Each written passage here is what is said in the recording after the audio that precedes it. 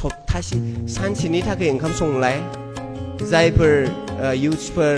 सानसेनि थाखाय ओंखाम सं बिराद मुजियो सानसेयावबा आंबा रुम थाफ्रांहांनाय नालाय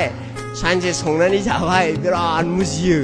इन्ट्रेस्ट मोनो आरो मोनसे जिबनाव गोदान खामानि सोलोंनाय नालाय बिराद इन्ट्रेस्ट मोनो